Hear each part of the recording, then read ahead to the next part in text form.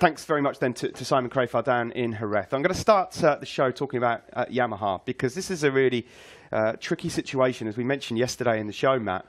This picking the engine, it seems like they're going around in circles here. Maverick Vinales was saying yesterday he was happy.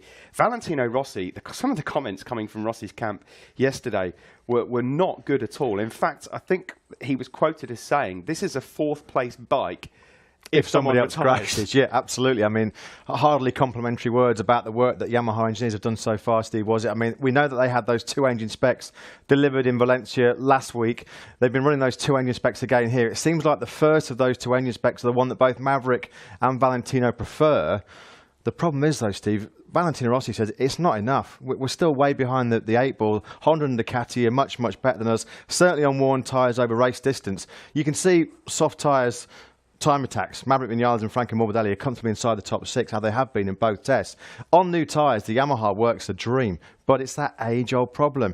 When you get over half race distance into 2/3 distance, the Yamaha loses grip. Their tyre degradation is much more aggressive, their tyre wear much harsher than Honda and Ducati. Valentino Rossi pretty much saying yesterday, Steve, Yamaha have told him, we need to make our engine selection right here, right now. We can't wait until Malaysia. Rossi was going, well, if we've got to race this engine next year, we ain't going to be fighting for the championship. It's not good enough. It's not strong enough, not competitive enough. It's not being the answer to the problems that we've got. Valentino's pretty much saying to Yamaha, we need another engine spec in Malaysia in February. Simple as that. Well, I'm sure that there's more that we can discuss, and we hopefully will, in this After the Flag show about Yamaha and their struggles, but why not hear from one of their riders right now? Let's cross over to Jerez live, and we can hear the thoughts of Maverick Vinales.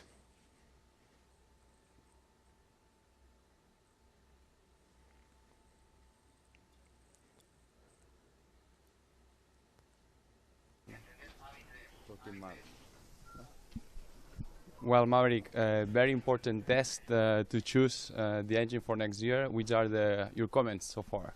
Well, so far I think we keep a really good rhythm, because we always cap a lot of used tire, and I'm actually really happy because finally when I try to push for 1 lap, the bike responds quite well. I know we can improve a lot the chassis, but right now we focus a lot on the engine, so for me it's quite clear. Let's see now after the meeting what we discuss and what we're gonna do. Are you happy with the engine you've been trying, or would you like to test another spec in Malaysia? For sure, we always have to improve, but the important thing was to found the base, and now I think for Malaysia, yeah, we have to improve a little bit the top speed. It's going to be very important for long tracks, but I think overall we have a really competitive bike. As I said, we didn't play with the chassis, we just went to try the engines, and the lap time was there, very constant. I could keep 38 high, 39 low on the pace, which is really good, I think.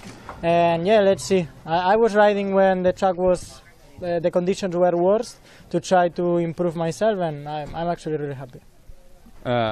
Apart from the engine and the chassis, is there any other areas that you are concerned about? Yes, traction. We need more traction. Still, this is our weak point. So I'm really happy to hit these lap times with this traction. So it means that the bike is working well. Thank you, Maverick, and good luck. Thank you. Yeah, thanks very much there to Maverick Vinales and to Jaume Busquet, who's asking the questions. Happy birthday to Jaume, by the way, out there in Jerez. Again, this is so interesting, Matt. There's a bit of a power struggle going on over in the factory Yamaha camp at the moment. For so many years, Valentino Rossi has been the #1 kid, and rightly so, but the tides are turning a bit, and you kind of get the feeling from what Maverick Vinales is saying that he wants Yamaha to say, look, I'm now the #1 rider. You need to listen to my thoughts, not Valentino. Well, that's what he's been saying throughout what was a pretty fraught 2018 season, wasn't it, for most of the time for Yamaha. Maverick was saying, trust me, I have got the pace. I will go with it. So I think, you know, Maverick knows, he trusts himself. He thinks, quite clearly, Maverick is happy with the bike as it is right now. Of course, he wants more.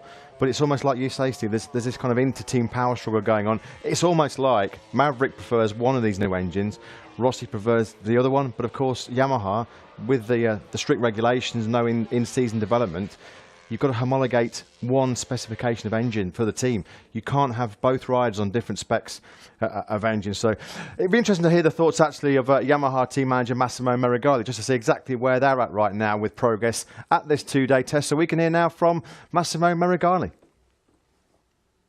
Is there a direction yet? You have a clear direction on which engine you'll have? Yeah, yes, but when you ask, okay, which one you will pick, they always said, let's try again one more time. I think we are close, but I think the last word will be at 6 tonight. And both riders agree on the engine? More or less, yes, but there are still two different points of view on a couple of areas that must be clarified, I think, by tonight. Massimo, a question I'm curious about, when you're choosing an engine, does some engines have different positives and negatives in different areas, and that's what makes it so hard? Yeah, okay, the two engines we have are pretty, close. But now we are just, as we said, really looking for a really smooth power delivery and also a better engine brake. That's where the areas where especially Maverick was looking for, maybe due to his riding style, but maybe also giving up some power. But as we know, the tire sometimes play a really big role, and the wear of the tire at the end of the race is really important, and that's anyway is what we are really concerned of. Thanks there to Massimo Merigali.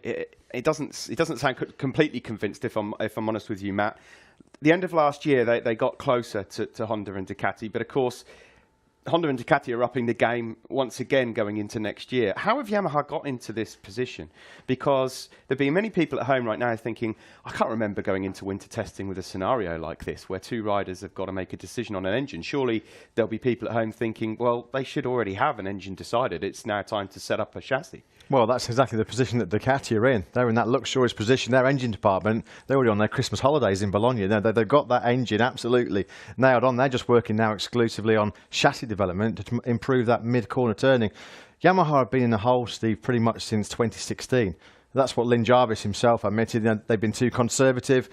They have not spent enough money. They've not invested enough in the technical side of it. They've not invested enough in the human side, the human resources as well. So they are on the back foot. There's a lot of work to do. I can't believe that Yamaha, when you listen to Valentino Rossi's comments, they're not going to bring out another upgraded engine in Malaysia. They just can't. He's not happy enough. He says, with this motor we've been trying in Valencia and in Jerez, it is not good enough. You will not beat Honda and Ducati with this specification engine.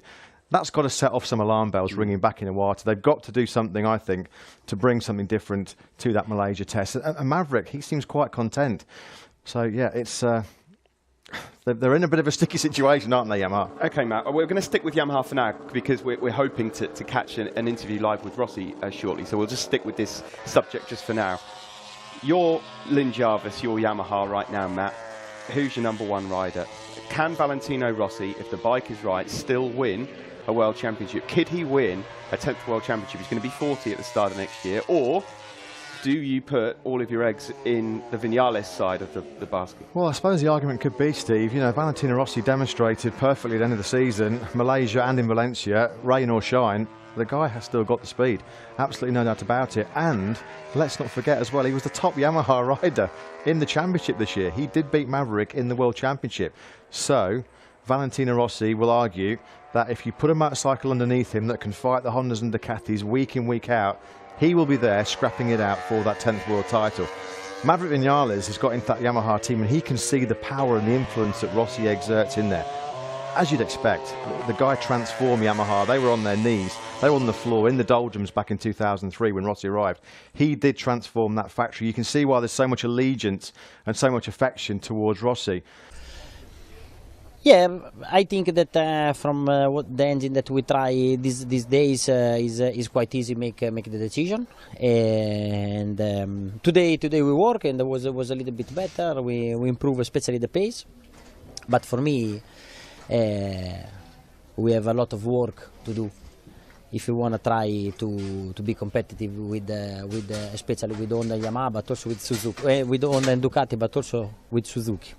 So I hope that Yamaha continue to work and push for have something better in February. Did both you and Maverick make the same choice of engine, or do you like the same one? Yeah, is okay, and Maverick was good in the test. He have also good pace, so he work well, and he's not so bad. What would you wish to come to Sepang test? We have to work in all the areas because we still suffer for me, and these two tests are not so bad, especially this one. But we need to continue to work. Thank you, Valentino. Thank you. Okay.